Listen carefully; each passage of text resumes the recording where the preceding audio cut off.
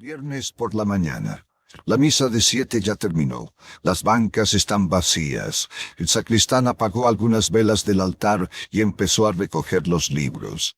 Por la ventana lateral entra esa luz particular de las mañanas de Puebla, esa luz que tiene algo dorado, aunque el cielo todavía no haya decidido si va a ser un día brillante o uno gris. Casi todos salieron. Casi. La señora de la segunda banca izquierda se quedó.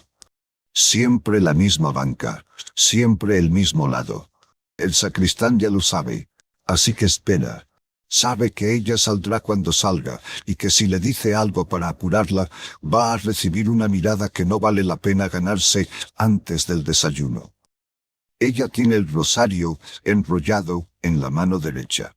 No está rezando en voz alta. No está siguiendo el misterio con los labios, solo tiene los ojos cerrados y repite en silencio, una y otra vez, el mismo nombre.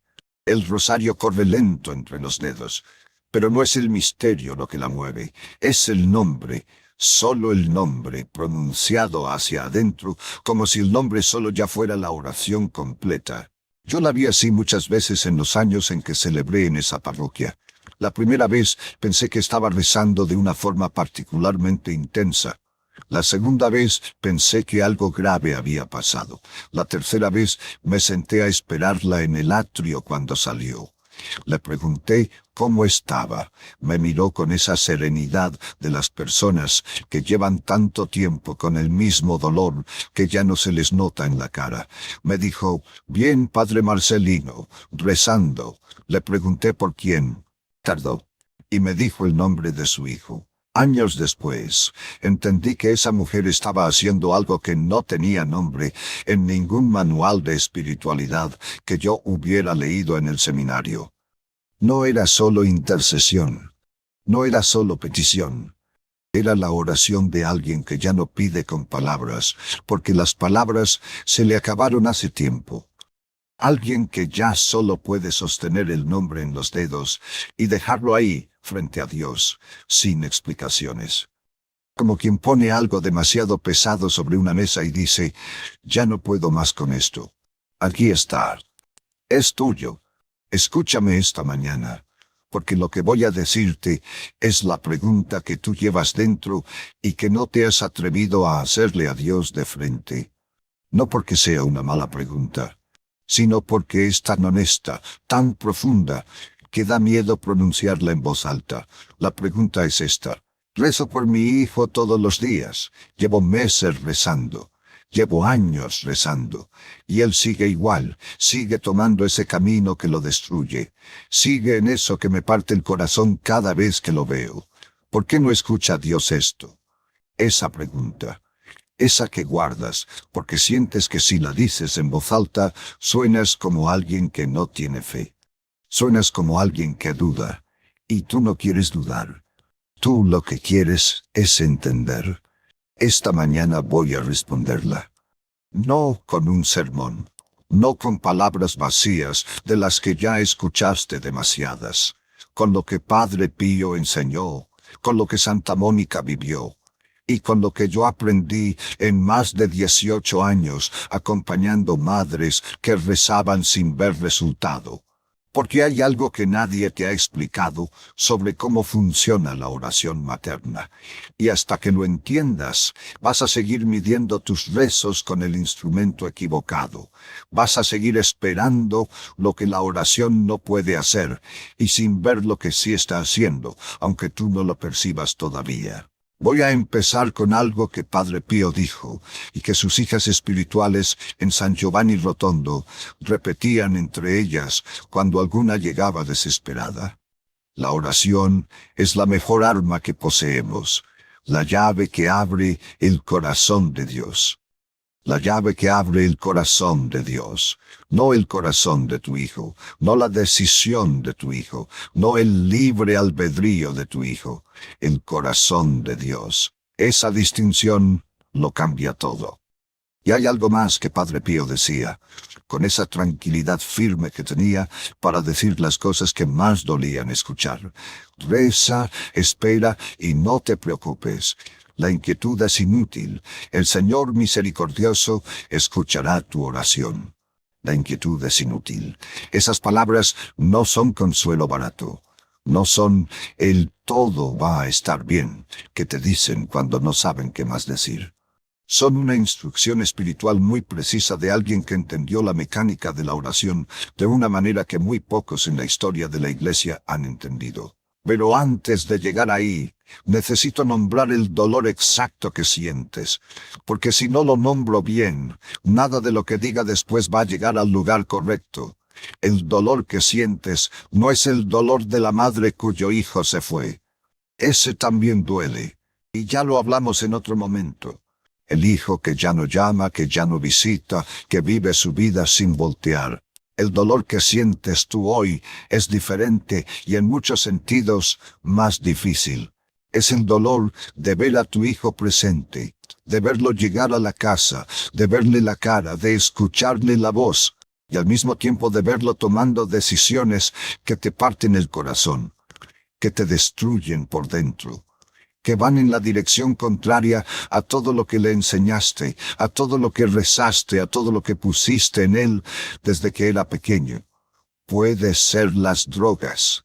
Puede ser la persona con la que se metió, que saben tú y él y todo el mundo que no le hace bien. Puede ser el abandono de la fe, esa frialdad que se instaló donde antes había algo vivo. Puede ser la violencia, el alcohol, las decisiones financieras que destrozan lo que con tanto trabajo construyó. Sea lo que sea, tú la ves y reza, y lo ves seguir igual, o a veces peor. Y hay una noche, tarde o temprano hay una noche, en que la pregunta sale sola, antes de que puedas atraparla y guardarla de vuelta. Sale sola y resuena en silencio mientras miras en techo. Señor, ¿por qué no escuchas? Eso es lo que voy a responder esta mañana. Hay algo que Padre Pío sabía con una claridad que le costó tiempo transmitir, porque la verdad que sabía chocaba con lo que muchas madres querían escuchar. La oración no funciona como un interruptor. No funciona así. La madre que reza pensando que la oración es un interruptor que enciende el cambio en su hijo, esa madre va a llevar años y no va a entender por qué el interruptor no funciona. La oración materna funciona como una siembra. Esa es la imagen que Padre Pío usaba, sacada de la parábola del sembrador en Mateo, capítulo 13. El sembrador sale a sembrar. La semilla cae. Parte en el pedregoso. Parte entre espinas, parte en tierra buena.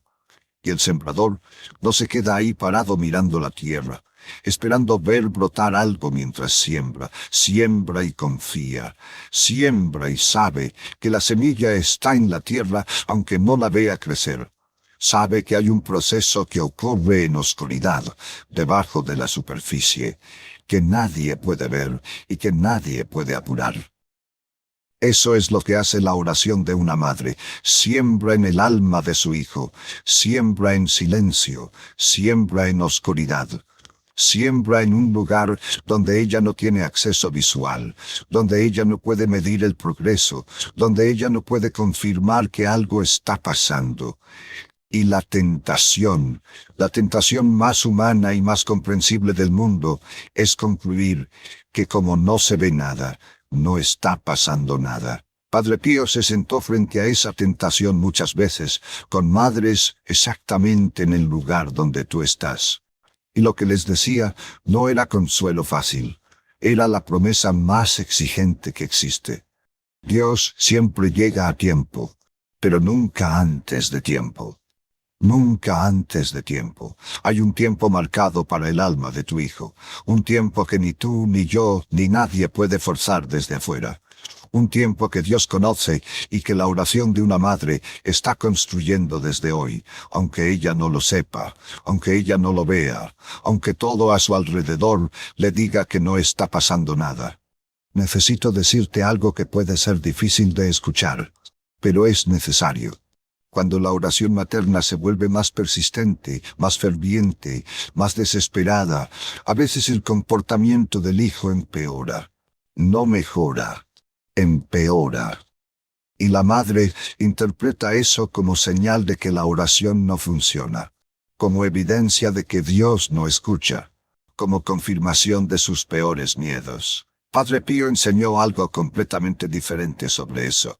Decía que cuando la oración materna se intensifica, el adversario responde. Que la batalla espiritual en el alma del hijo se hace más visible, precisamente porque algo está ocurriendo en ese plano que no se puede ver con los ojos. El empeoramiento visible puede ser señal de que la oración está funcionando, no de que ha fallado. Piénsalo así. Si una oración no estuviera tocando nada, si realmente no tuviera ningún efecto, ¿por qué habría una respuesta tan intensa? El ruido que hay en el alma de tu hijo puede ser la batalla que la oración de tu madre está ganando, aunque las trincheras todavía no hayan cedido. Padre Pío no decía esto para consolar. Lo decía porque lo había visto. Porque en San Giovanni Rotondo, décadas de dirección espiritual le habían mostrado que los momentos de mayor oscuridad en el camino del Hijo a menudo precedían inmediatamente al giro. Como la oscuridad más intensa que existe en las 24 horas del día no es la medianoche, es la hora justo antes del amanecer. Y ahora voy a hablarte de una mujer que Padre Pío conocía bien. Mejor dicho, una mujer que Padre Pío invocaba constantemente cuando una madre llegaba ante él con el corazón roto por un hijo que no cambiaba. Santa Mónica. Si no conoces su historia completa, escúchame bien. Mónica era madre de un hombre que durante 17 años vivió en concubinato. Tuvo un hijo fuera del matrimonio. Se entregó a la herejía maniquea y rechazó activamente la fe cristiana con la que su madre lo había criado. 17 años. 2555 días. De lágrimas, de rezos, de ver a ese hijo seguir hundiéndose, de seguir amándolo, de no soltarlo, de no rendirse, aunque no había señal visible de que algo cambiara. Aunque todos alrededor le decían, con la mejor intención del mundo, que tal vez era hora de soltar, que tal vez ese hijo simplemente había elegido otro camino. Mónica no soltó. Fue a ver a un obispo de Cartago en un momento de desesperación particular. Le pidió que hablara con su hijo, que lo buscara, que hiciera algo. El obispo no fue, pero le dijo algo que se quedó grabado en la historia de la Iglesia. No es posible que el hijo de tantas lágrimas perezca. Ese hijo se llamaba Agustín. El mismo Agustín que se convirtió en uno de los padres más grandes de la Iglesia, el mismo que escribió las Confesiones, el mismo que hasta hoy es el doctor de la gracia, el mismo cuya teología sigue siendo la base de siglos de pensamiento cristiano. 17 años de oración de una madre. Y Padre Pío citaba esa historia. La citaba con madres desesperadas. La citaba exactamente cuando una mujer llegaba ante él con la misma pregunta que tú llevas dentro. ¿Por qué no escucha Dios esto? Y lo que Padre Pío quería que esa madre viera no era solo el final de la historia de Agustín, era el proceso. 17 años en los que Dios parecía no escuchar, en los que Agustín seguía igual, en los que la oración de Mónica no producía resultado visible, en los que cualquier observador razonable habría dicho, ya lo intentaste todo. Este hijo eligió. Y sin embargo, hay algo que Padre Pío distinguía con una claridad que a muchas madres les cambiaba completamente la forma de rezar.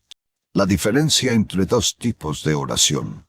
La primera es la oración que le pide a Dios que haga que el hijo tome el buen camino según la definición de la madre, que deje eso, que se aleje de esa persona, que regrese a la iglesia, que haga lo que la madre ve claramente que sería lo mejor para él.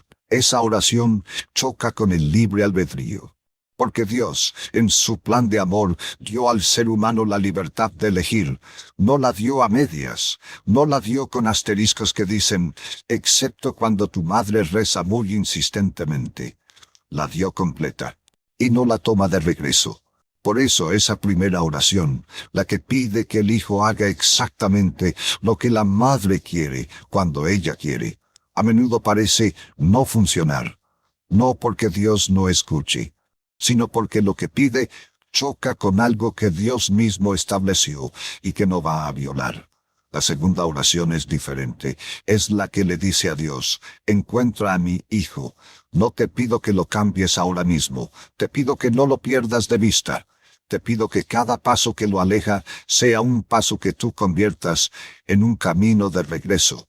Te pido que prepares el escenario, que pongas en su camino las personas, las circunstancias, la crisis que necesite para que cuando llegue su tiempo, cuando su alma esté lista, no haya distancia entre él y tu misericordia.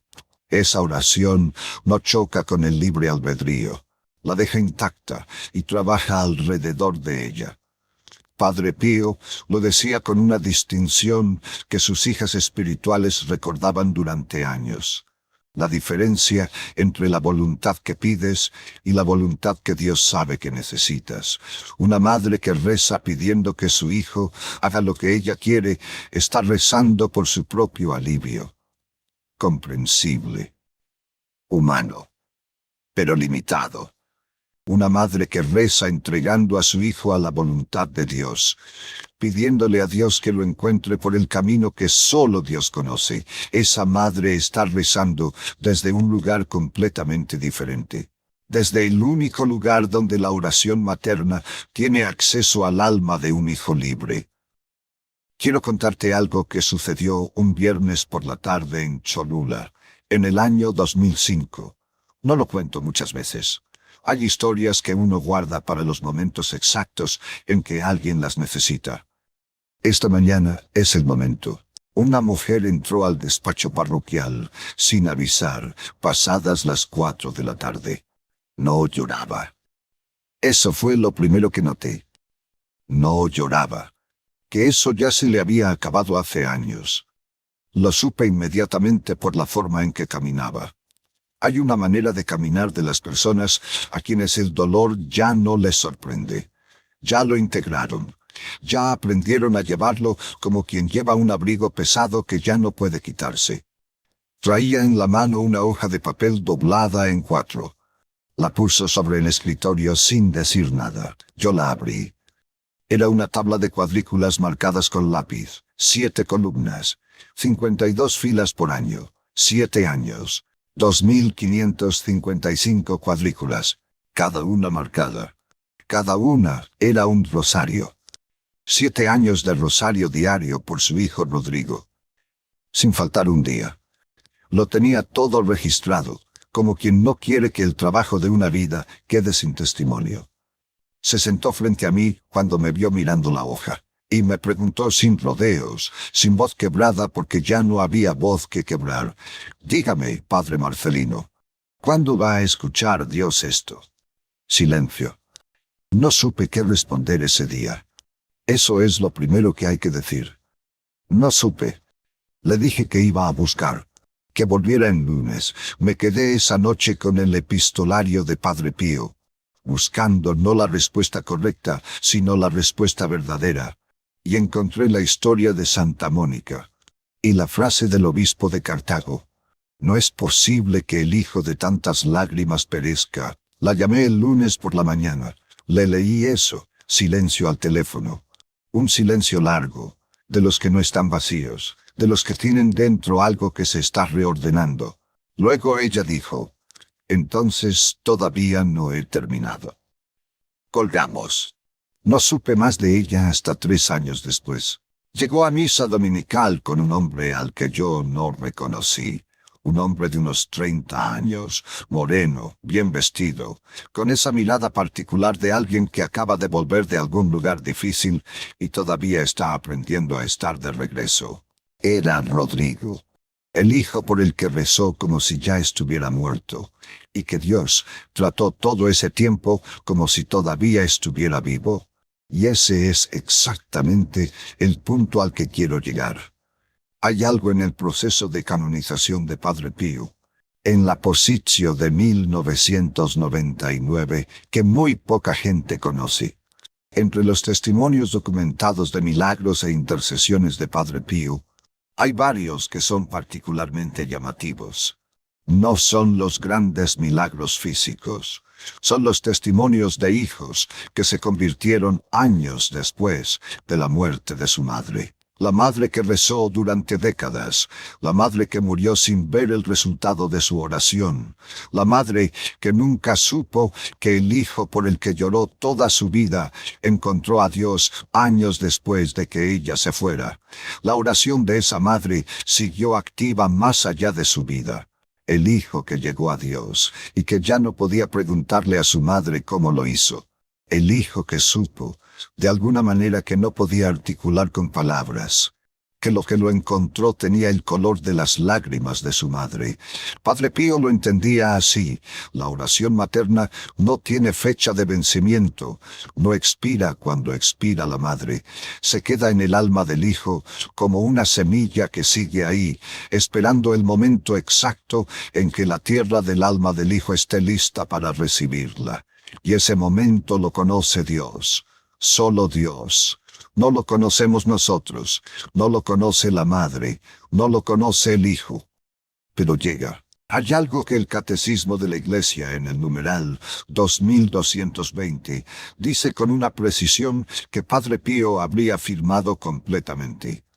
Los padres tienen la primera responsabilidad de educar a sus hijos en la fe. Pero la fe adulta del hijo es un acto de libertad personal. Ninguna madre puede forzarla, ninguna, por más que rece, por más que llore, por más que haga. Lo que el amor de Dios prometió y lo que la oración materna garantiza no es que el hijo se vaya a convertir en el momento que la madre fija.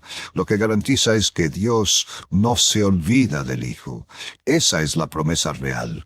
No que el hijo sea santo porque la madre sea santa, sino que el hijo que tiene una madre que reza, tiene a Dios mirándolo desde una distancia que la oración de ella mantiene activa. Como un faro que no se apaga, como una luz en el horizonte que el hijo puede no estar mirando ahora mismo, pero que estará ahí cuando gire. Y el momento en que gire, el faro todavía va a estar encendido, porque la madre no paró de alimentarlo. Y ahora necesito decirte algo sobre la oración que vas a hacer esta noche, porque hay una diferencia fundamental entre dos maneras de pedirle a Padre Pío por tu hijo. La primera es la súplica de la desesperación. La que dice, Padre Pío, hazle cambiar, llévalo de regreso, arrancáselo de ese lugar donde está. Esta noche sí puede ser. Esa oración es honesta, es humana, yo no la condeno. Pero tiene una limitación que Padre Pío señalaba con compasión directa. Le deja a Dios el trabajo de forzar lo que Dios mismo diseñó para no ser forzado. La segunda es la oración de la entrega activa. La que dice, Padre Pío, tú que prometiste no entrar en el paraíso, hasta que el último de tus hijos espirituales hubiera entrado, intercede por él. No te pido que lo cambies hoy. Sé que el tiempo de Dios no es el mío. Te pido que no lo pierdas de vista, que cada paso que lo aleja sea un paso que Dios convierte en un camino de regreso.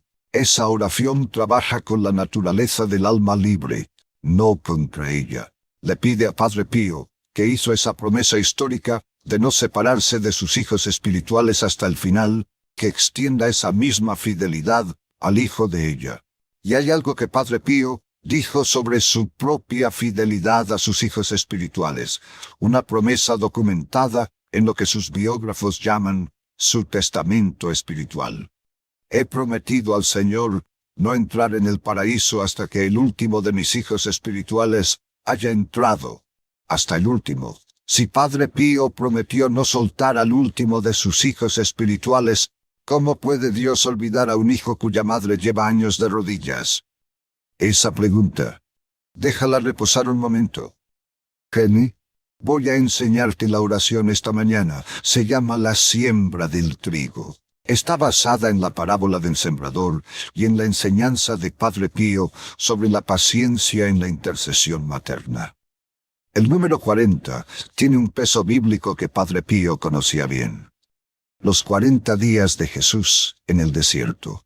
Los 40 años en el desierto antes de entrar a la tierra prometida. Los 40 días de Moisés en el Sinaí. 40. El período de transformación que precede la llegada. No es un rito complicado. No requiere nada que no tengas en casa. Papel pequeño, un bolígrafo, una imagen de Padre Pío o de la Virgen María, una vela blanca y un puñado de sal que basta, aunque si tienes semillas en casa también sirven. La primera noche es la del inicio. Las siguientes 40 son de mantenimiento. Pero el inicio importa. El inicio es el gesto de plantar la semilla con intención completa. Lo haces de noche, cuando los demás duerman. Cuando la casa esté en silencio y no haya nadie que interrumpa. La primera parte se llama la siembra honesta. De pie, el papel sobre la mesa. Escribe el nombre completo de tu hijo, solo el nombre, y debajo, en 3 palabras sin juzgar, el camino que tomó, sin suavizarlo, sin encontrar palabras más amables que las que son verdad. Nómbralo exactamente. Padre Pío decía que lo que no se nombra no puede ser ofrecido, que se queda atrapado adentro, que la madre que no puede pronunciar en voz baja la realidad de lo que vive su hijo, esa madre todavía no ha llegado al lugar desde donde puede entregar ese peso de verdad. Nombrarlo es el primer acto de soltar. Debajo del nombre y las 3 palabras, escribe esto. Yo no tengo el poder de sacarlo de ahí. Tú sí. Esas palabras, exactamente esas. Dobla el papel una vez. Ponlo debajo de la imagen sagrada. La segunda parte se llama la ofrenda de la espera. De rodillas o sentada, con la vela encendida. Di estas palabras en voz baja. Padre Pío, tú que esperaste a cada uno de tus hijos espirituales hasta el final, y prometiste no entrar al paraíso sin ellos, intercede esta noche por el nombre de tu hijo. No te pido que lo cambies hoy. Sé que el tiempo de Dios no es el mío. Te pido que no lo pierdas de vista, que cada paso que lo aleja sea un paso que Dios convierte en un camino de regreso. Que lo que siembro esta noche con mis lágrimas, Señor, tú lo hagas crecer cuando llegue su tiempo. Amén. 3 Ave Marías despacio. No con prisa, no como recitación. Una pausa entre cada una, como si cada Ave María fuera una cucharada de agua sobre la semilla que acabas de plantar. La tercera parte se llama el sello de la perseverancia. De pie. Toma una pizca de sal en la palma de la mano, déjala caer sobre el papel doblado, y di estas palabras. Como la semilla en la tierra oscura, esta oración está viva, aunque no la vea crecer. Guarda el papel. No lo muestres a nadie. No hables de él. Padre Pío enseñaba que la oración de intercesión que se comparte pierde fuerza, que hay oraciones que se guardan como se guarda un secreto entre el alma y Dios. No por vergüenza, por protección. Porque lo que no se expone al juicio de los demás puede crecer en silencio sin que nadie lo apague. La sal es el sello. Lo que sellaste esta noche, Dios lo recibió. El mantenimiento son 40 noches. Solo 2 minutos antes de dormir. De pie frente a la imagen. La mano sobre el pecho. Di estas palabras. Señor, la semilla está sembrada. Padre Pío, cuídala esta noche. Nada más. Sin añadir peticiones. Sin revisar si algo cambió. Sin pedirle señales a Dios de que está funcionando. La disciplina de no revisar es parte de la oración. El sembrador que cada día va a mirar la tierra para ver si ya brotó algo, no es un sembrador confiado. Es alguien que todavía no ha entendido que la semilla trabaja en oscuridad y que su ansiedad no la hace crecer más rápido. 40 noches, solo las palabras, solo la mano sobre el pecho. Al terminar los 40 días, en la noche 41, abre el papel, léelo, releerlo, luego quémalo o entiérralo fuera de la casa. No como abandono, como entrega total, como el gesto de una madre que dice, lo planté y lo regué 40 noches, y ahora lo suelto completamente a tu tiempo, Señor. Ese gesto de entrega es, en la enseñanza de Padre Pío, exactamente el momento en que la oración materna pasa a otro plano. El momento en que deja de ser petición y se convierte en confianza. Y la confianza, decía Padre Pío, tiene un peso espiritual que la petición ansiosa no tiene. La confianza es la oración madura, la que Mónica alcanzó después de 17 años, la que tú puedes alcanzar 40 noches después de esta. Quiero que entiendas algo antes de que te vayas esta mañana. Lo que tu hijo hace ahora no es la historia final. No porque yo sea optimista. No porque me parezca que todo va a salir bien de una manera vaga y consoladora. Sino porque Padre Pío fue muy específico sobre esto. La oración materna no construye un camino recto para el hijo. Construye la puerta por la que él algún día elegirá entrar. No la fuerza a abrirse, no lo empuja a él a cruzarla, construye la puerta. Y esa puerta estará ahí cuando él gire. Cuando la vida lo lleve a un punto donde necesite algo que no puede darse a sí mismo. Cuando el camino que tomó llegue a su propio límite. Cuando el dolor de seguir sea más grande que el miedo de volver. Ese momento llega. No para todos al mismo tiempo. No en el momento que la madre fija. No según el calendario de nadie, pero llega.